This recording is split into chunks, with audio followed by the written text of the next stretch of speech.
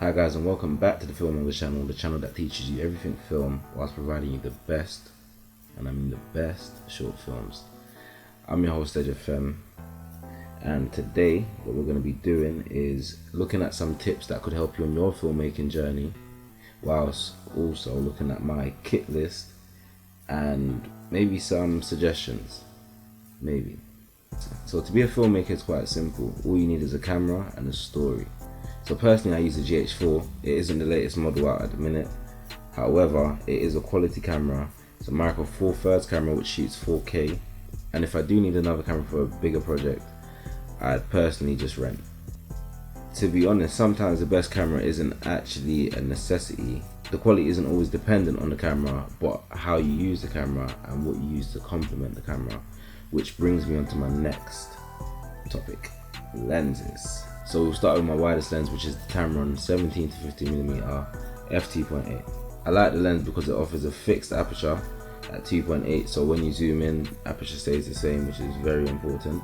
It also offers me from 17mm to 50mm, which is a nice wide range. So if I need a 24mm, it isn't a 24mm, but it can be used as a 24mm.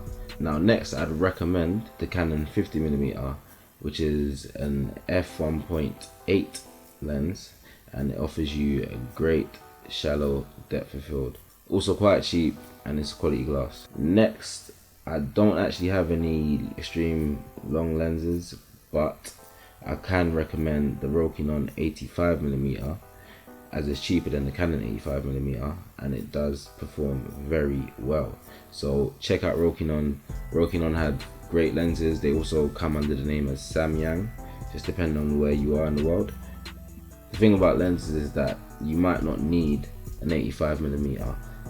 You might not need a super wide angle lens. It just all depends on the projects you're shooting and the type of look you're going for within that project. So the GH4 being a micro four thirds camera can obviously cause some issues when using lenses, which brings me on to adapters. Now there are two types of adapters. Some adapters don't have glass in between them, and they also don't allow electronic function of the lenses, but they'll cost you way cheaper than an adapter that allows you to use the electronic functions of the lens. Now there are obviously electronic adapters. The go-to is normally the Metabones, but the Metabones is hella expensive. £500 for an adapter. It's not happening.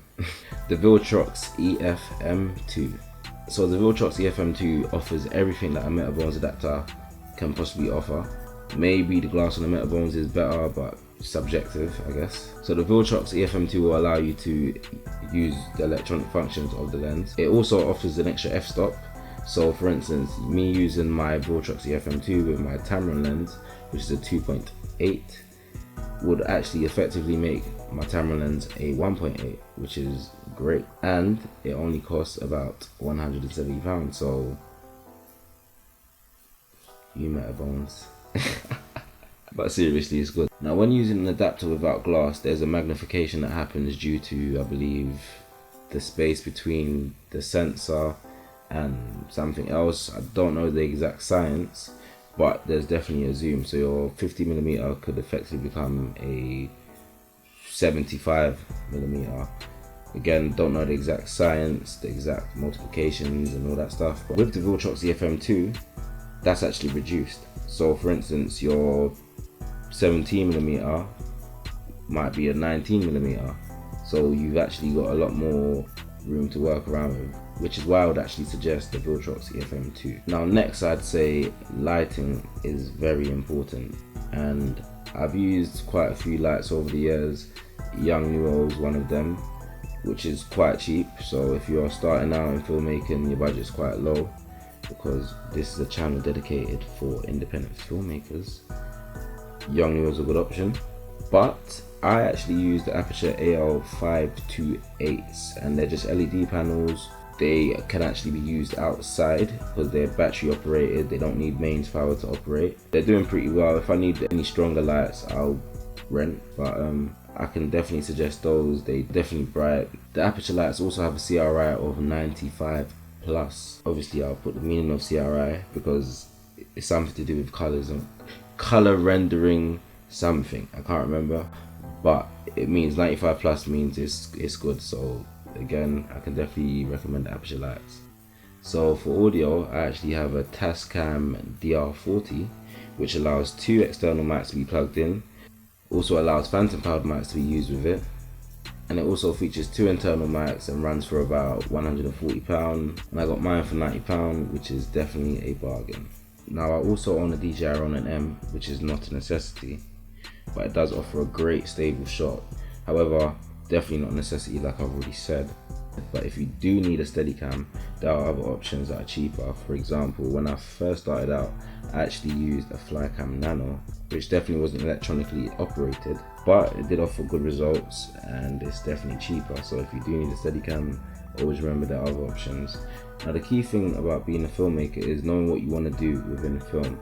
So for example, if you're a director, you don't need 1,000 lenses, you don't need 1,000 lights. On the other hand, if you're a DOP, you would need more lights, more lenses, and more equipment to help you with your cinematography.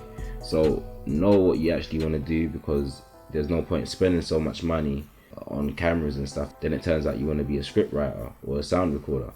So again, the key thing is just knowing what you want to do within film. And the main thing within film is story. So don't fuss over like the best equipment or what you can't afford. Use what you do have to make the best that you can. There's always alternatives to certain things. So for instance, lighting. If you don't have the best lights, or if you don't have any lights, go for natural lighting. That's the solution, and it works better creatively as it allows you to come into situations when you haven't got stuff and to still achieve a great look without what everyone else has. So what I'd suggest is practice script writing. For script writing, actually use Celtex. It's good for beginners if you don't know how to actually write scripts, as it kind of formats it for you. Carry on writing consistently, makes you better. Read scripts so you see how it's written, and constantly create as it gives you experience and you learn from your mistakes. I hope we've learned something today. I hope I've maybe helped you out with some suggestions and stuff. If I have missed out anything, or you want to know anything, or if you feel I haven't covered enough stuff, just leave a comment below. I will respond. But if you like the video, like and share the video. Leave a comment below like I said, and become a filmmonger by subscribing. I'll see you next time.